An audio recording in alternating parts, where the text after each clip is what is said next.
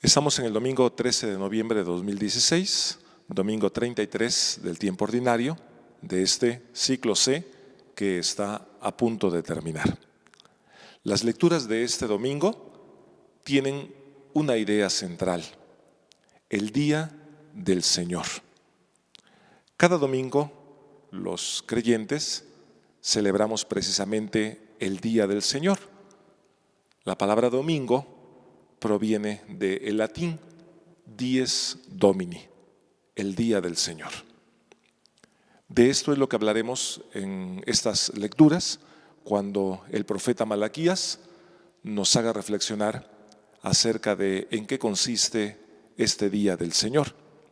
San Pablo, escribiendo a los tesalonicenses en su segunda carta, nos va a hablar de las actitudes que debemos de tener mientras esperamos la venida de Jesucristo. Finalmente, el Evangelio, el Señor nos va a dar una sorpresa cuando en torno al gran templo de Jerusalén nos diga que todo es pasajero y que ese gran templo que todo mundo pensaba que era para siempre será destruido.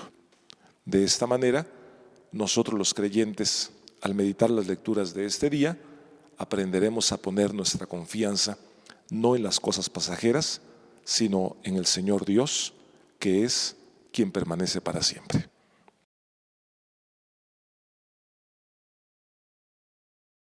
La primera lectura está tomada del libro del profeta Malaquías, una lectura muy breve, capítulo 3, versículos 19 al 20. El profeta Malaquías, quien predicó en torno al año 445 a.C., tiene en el nombre inscrita una misión: ser mensajero de Dios. Y habla esta primera lectura de el día del Señor, la inminente llegada del día del Señor. Ya viene el día del Señor, empieza la primera lectura de este domingo. El término el día del Señor originalmente fue predicado por el profeta Amós. Él fue el primero de los profetas que habló del día del Señor. Amós vivió en torno al año 800 a.C. y en su libro tiene un texto en la Biblia, el capítulo 5, versículos 18 al 20. Ahí lo pueden ustedes encontrar. El profeta Amós habla del día del Señor en los siguientes términos: una persona que dramáticamente es perseguida por un león. Después, dice el profeta, que cuando logró escaparse de ese león, se encontró de repente con un oso de frente.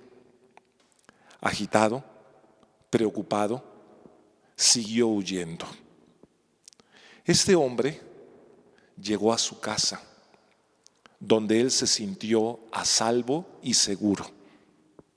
Y cuenta en este dramatismo el profeta que al recargar su mano en la pared, entonces una víbora lo enrolló, lo mordió y lo mató. ¿Por qué explica el profeta Amós con ese dramatismo el día del Señor? Hablándonos de que es algo inminente, que tiene que llegar tarde o temprano, que ninguno se puede escapar a esa realidad. Como este hombre en su dramatismo, que escapa de un peligro, se enfrenta con otro, escapa del otro e inminentemente es alcanzado. Así también el día del Señor, los creyentes de ninguna manera lo podremos esquivar. Solamente que tenemos que tenerlo en su justo sentido, entenderlo en su justo sentido, por lo siguiente: a las personas les encanta hablar en términos apocalípticos, es decir, que muchas veces parece que el lenguaje que más nos gusta es el de destrucción, el de castigo, el de cólera, el de ira de Dios. A veces, por ejemplo, veo algunos comentarios de las personas que hacen favor de escribir en estas reflexiones y se da uno cuenta fácilmente quién no es católico, porque parecería que a las sectas el lenguaje favorito, el lenguaje predilecto, es aquel que solamente habla de castigo, aquel que solamente habla de maldición, de cólera, de infierno, de enojo de Dios, de fuego o de ira. Y esto es una manera muy equivocada de entender la Biblia, porque la Biblia usa los términos apocalípticos en este sentido solamente para aquellos que son enemigos del Señor, a aquellos que se han apartado de su amistad. Pero en cambio, los que son amigos de Dios, los que cumplen su voluntad, ellos se ven liberados y están contentos porque la presencia del Señor esté cerca, porque el día del Señor sea inminente. De esto nos habla el profeta Malaquías en la primera lectura. Tiene, por así decirlo, dos partes. La primera parte habla del día del Señor ardiente como un horno, pero solamente para los soberbios, para los malvados. Esos son los que serán barridos como la paja, dice el profeta. En cambio, la segunda parte de esta lectura habla con esperanza y con alegría para aquellos que son amigos de Dios. Para ustedes, dice el profeta, los que temen al Señor, brillará el sol de justicia que los va a iluminar con sus rayos. La salvación llegará con sus rayos. Podemos entonces ahora entender esta primera lectura. El día del Señor es inminente, tiene que llegar, aunque no en los términos y en los tiempos que nosotros queramos. Para Dios, dice la Biblia, 1000 años es como una vigilia nocturna, como una tarde que ya pasó. Los tiempos de Dios son muy diferentes a los nuestros, por un lado. Por otro lado, la presencia de Dios es preocupante para aquellos que se dedican a hacer el mal. Pero para los creyentes, para los que tienen su fe bien puesta en el Señor, para los que se preocupan de cumplir su voluntad, para aquellos que se esfuerzan por hacer amigos de Dios, el día del Señor es motivo de alegría y de esperanza.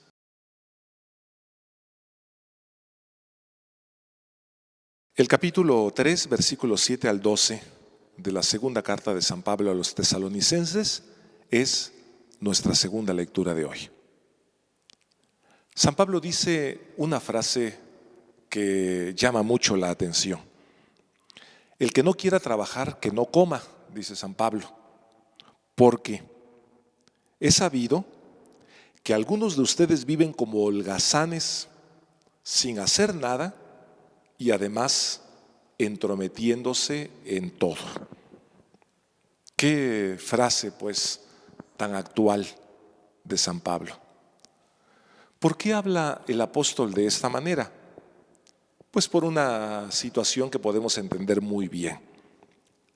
Los primeros creyentes, los primeros cristianos, pensaban que el día del Señor, la segunda llegada del Señor a este mundo, era ya algo inminente que se iba a dar en cualquier momento. Y entonces ellos sacaron una conclusión equivocada. Si Jesucristo ya va a venir y todo va a terminar, pues ¿para qué trabajamos? Es decir, pues ¿para qué tenemos compromisos y responsabilidades? Lo mejor es esperar a que el Señor venga y punto. ¿Qué caso tiene construir? ¿Qué caso tiene que trabajar? ¿Qué caso tiene pues hacer algo si ya todo se va a terminar dentro de muy pronto? Recientemente nosotros hemos visto, por ejemplo, por las noticias, cómo algunas sectas se atrincheran en casas o en ranchos y ahí se esconden pensando que el fin del mundo ya es inminente en cualquier momento. Y entonces, en esta misma actitud, ellos dicen, ¿para qué trabajar? ¿Para qué vivir? Sí, todo se va a acabar dentro de muy pronto. La historia nos ha demostrado que las cosas no son así. Vuelvo a repetir la idea que decía en la primera lectura. Los tiempos de Dios son muy diferentes a los nuestros. Entonces, San Pablo hace una advertencia muy clara a los creyentes.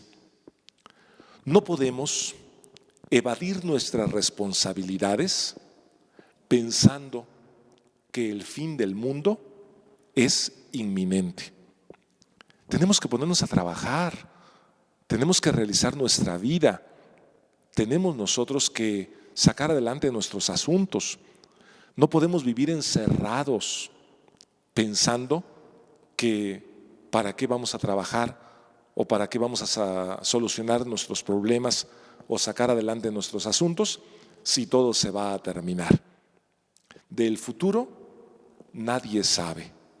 Lo importante es que el día de hoy, el presente, tenemos una oportunidad para ser mejores, para desarrollar nuestros talentos, para salir adelante en nuestra vida, para resolver nuestros problemas.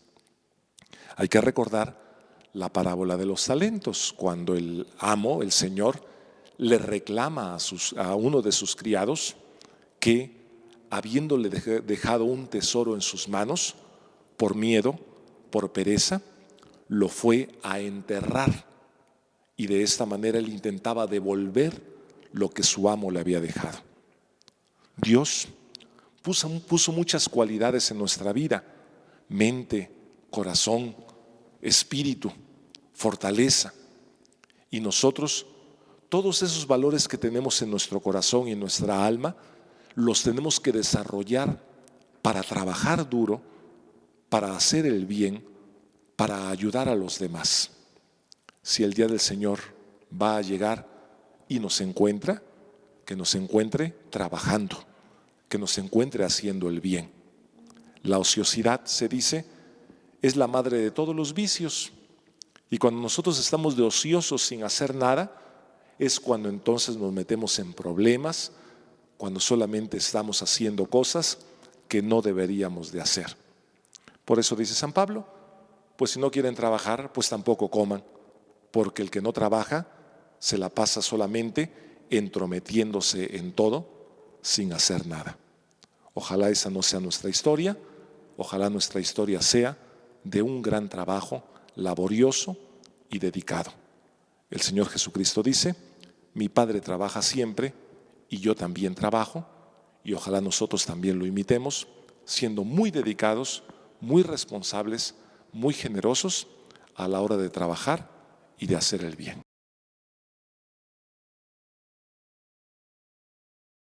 El Evangelio está tomado de San Lucas, capítulo 21, versículos 5 al 19. Podemos nosotros como meditar en este Evangelio 4 puntos sencillos pero importantes. El primero, el Señor Jesús habla de la destrucción del templo. Y es que Él estaba caminando por el templo cuando le presumían, por así decirlo, la solidez y la belleza con el cual el templo de Jerusalén había sido construido. El Señor Jesús hace una afirmación sorprendente. Días vendrán en que no quedará piedra sobre piedra de todo esto que están admirando. Todo será destruido. Estas palabras de Jesús tienen que haber sido un golpe muy grande para quienes la escucharon. De hecho, en el juicio contra Jesús, cuando se le condene, se le va a acusar de haber hablado de la destrucción del templo.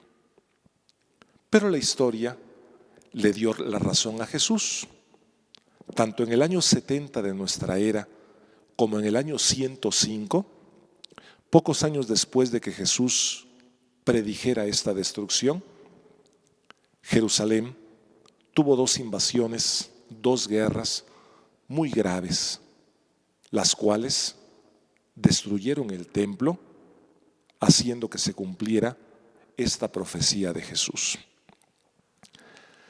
Un segundo punto de reflexión es que cuando el Señor Jesús habla de la destrucción del templo, algo que le preocupa a la gente es saber cuándo y cómo.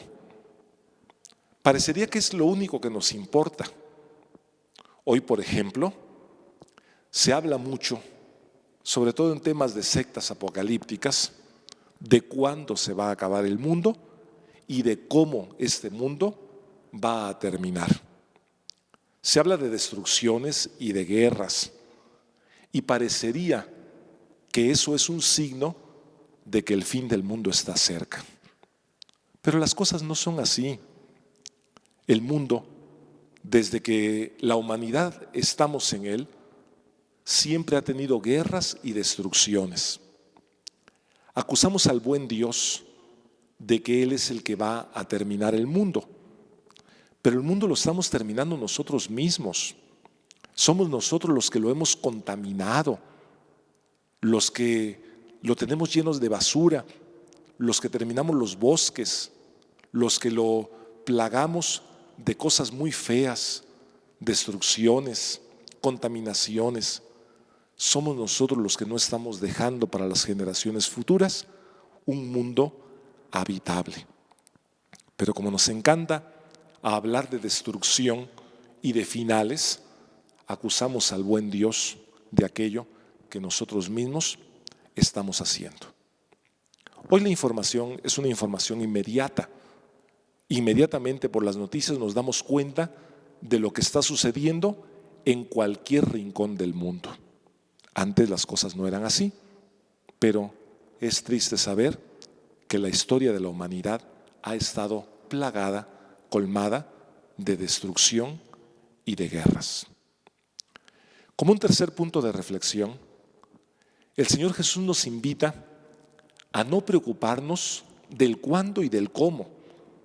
No es por eso por lo cual nosotros debemos de vivir obsesionados. Más bien el Evangelio de hoy nos invita a meditar algunas actitudes que los creyentes debemos de vivir.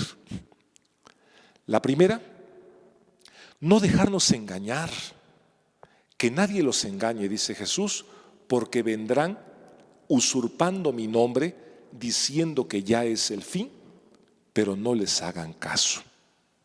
Estamos hoy plagados de personas que anuncian destrucción, sectas que tocan a la puerta de nuestra casa para decirnos que el fin del mundo ya está aquí.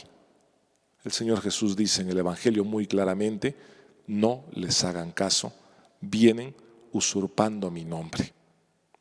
Más bien nos invita a tener fe y a ser fieles en el momento de la persecución.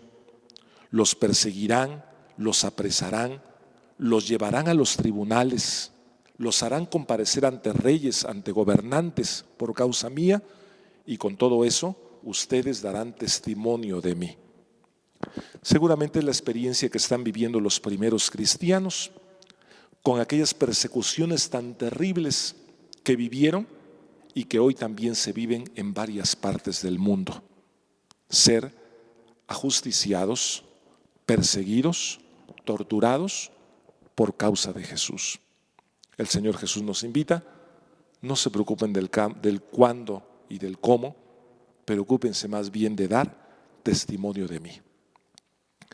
Otra actitud a la cual el Señor Jesús nos invita es a recibir la sabiduría de su Espíritu en nuestro corazón para poder responder con las palabras adecuadas y poder dar así testimonio de nuestra fe.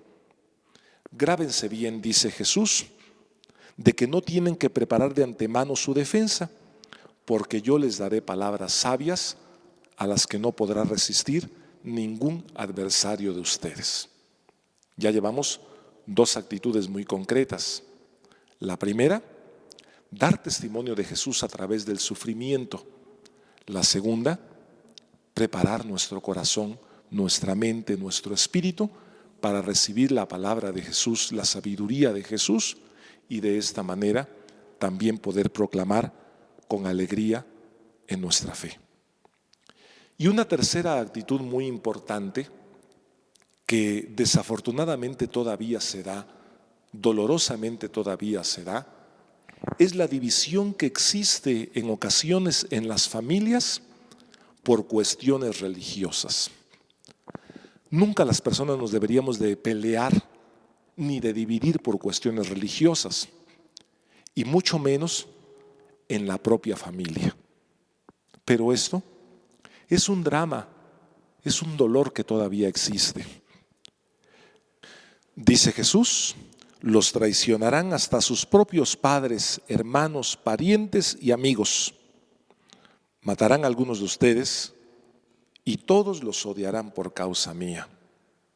Qué triste es contemplar que estas palabras de Jesús todavía se hacen realidad pues en nuestro tiempo. Familias divididas, enemistadas por cuestiones religiosas. Entre los católicos esto nunca debería de ser así. Finalmente, el cuarto punto de reflexión, muy breve, muy sencillo para terminar, son las palabras de Jesús que yo quisiera que grabáramos en nuestro corazón. Si se mantienen firmes, conseguirán la vida.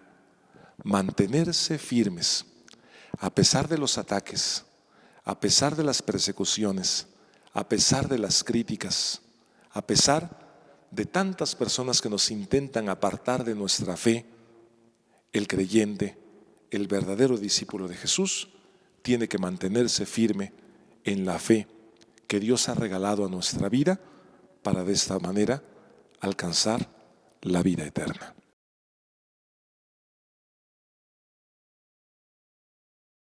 Hagamos oración con el Salmo 97. El Salmo 97 que nos invita a vivir la alegría de habitar un mundo tan maravilloso creado por Dios.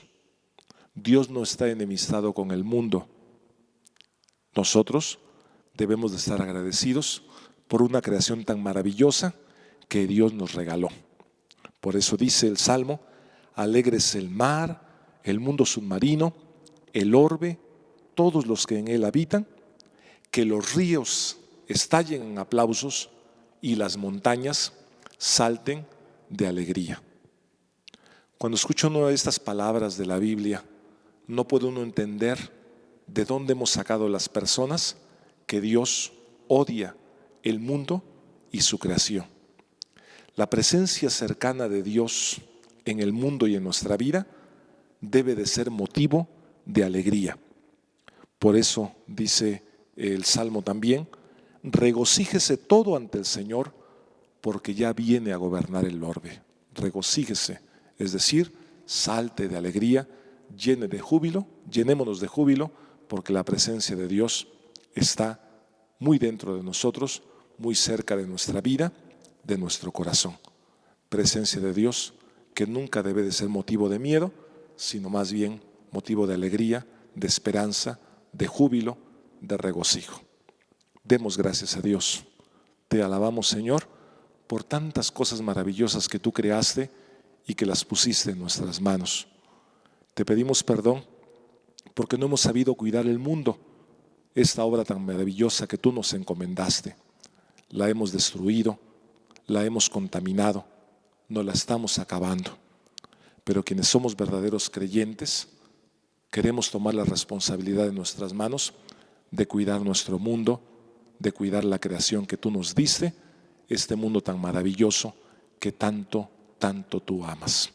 Señor Jesús, danos la sabiduría que proviene de tu Espíritu, danos la fuerza que proviene de tu corazón, para que seamos valientes en el momento de dar testimonio de nuestra fe, a pesar de las adversidades, y para que seamos también responsables en el cuidado de tu creación. Que así sea. Hago llegar la bendición a tantas personas que la han pedido, su vida, su familia, sus intenciones y su trabajo. Que la bendición de Dios colme su hogar y su corazón y que sea un signo para que puedan recibir en su corazón la protección de Dios. La bendición de Dios Todopoderoso, Padre, Hijo y Espíritu Santo, descienda sobre ustedes, su familia, su trabajo, les cuide y les acompañe siempre. Amén. Que la Santísima Virgen María interceda por nosotros.